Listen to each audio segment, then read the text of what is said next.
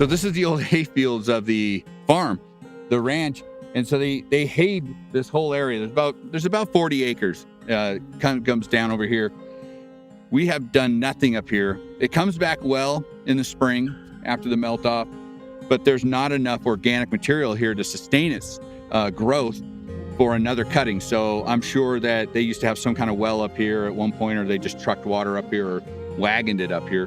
But I wanted to show what we're going to compare this to down on the north pastures that we put organic material on. We're taking care of it in a sustainable way versus what the stark contrast to what it doesn't have.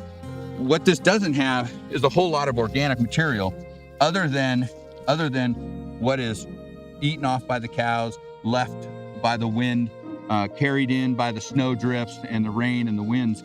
It doesn't have anything really sustaining the soil.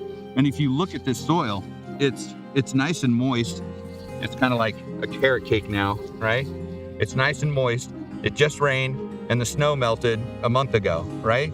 So this is what it has. You notice the root system of all this stuff is very shallow. It doesn't get down very deep into the soil, and there's lots of bare places, bare spots. And if you get down really far into it, it's super dry. There's nothing holding the water in here because of the volcanic activity over the eons. It's broken down, and there's just nothing up here giving back to the soil.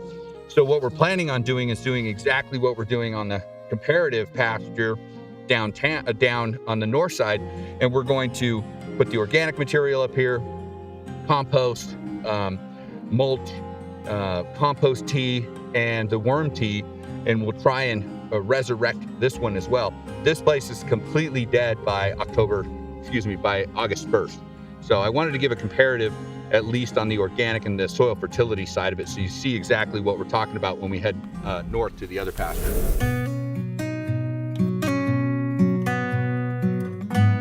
We haven't done anything over here either. And so the stark contrast between this soil here, and I'll just give a quick little, this has had the exact same amount of sun, snow, rain, et cetera, on it, except no nutrient inputs have been put over here, versus just on the other side of those trees is the pasture we're talking about. And it's separated by just that creek. Same level, same playing field basically. It's just this one's been neglected, and that one's had some organic material put on it. It's had the compost tea put on it. It's had the worm tea put on it, and it's also had the mulch put on it. And it's a complete stark comparison. The contrast couldn't be any more obvious. And just the difference in the ground here. And this is closest to that area, right?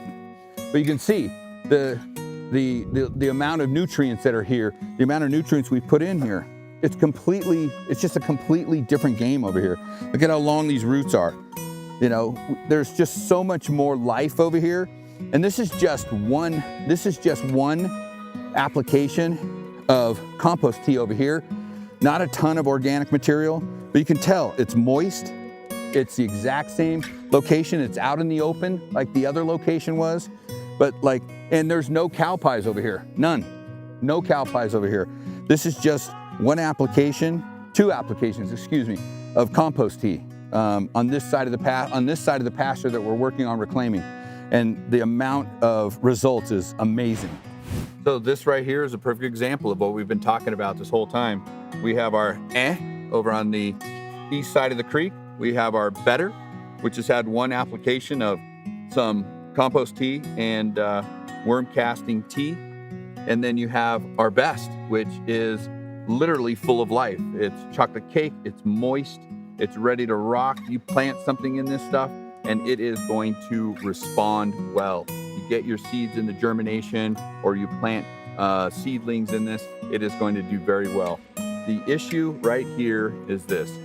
The organic material we've been talking about is devoid in this specific pile. It's ready to be amended. It needs help. It wants help, right? This was this prior to us doing an amendment of the soil prep and the tea, compost and worm tea. And this turned into this. And this is exactly what you want. You want healthy chocolate cake, if you will, worm-ridden. You bring this to a garden party, you're going to scare half the group there. And these worms, since we put this out here, have literally burrowed themselves back down inside of just this little pile right here. So this is what we started with. This is what happens after one application of the organic material and the composting tea and worm casting tea. And this is what is the end result without any real hard work. It's just, you have to put in the time to get it to this level. This is holding the exact same moisture that both of these have had on it in this rain. It's raining right now. It's had the exact same amount of snow on it. It's had the exact same amount of cloud cover. It's had the exact same amount of sunshine on it. And this is what happens when you put in a minimal effort to amend your soil in a regenerative way, adding organic materials such as wood chips, et cetera, all the way down to the composting teas and the worm casting teas. And that's basically the only thing we've done between this to this. And you can do it too at home. Join Soil Republic, click on everything and button up. And this is so not natural, man. I just want to grow food.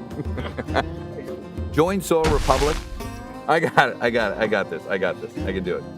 Join us on soilrepublic.com so that you can figure out how to go from this to this.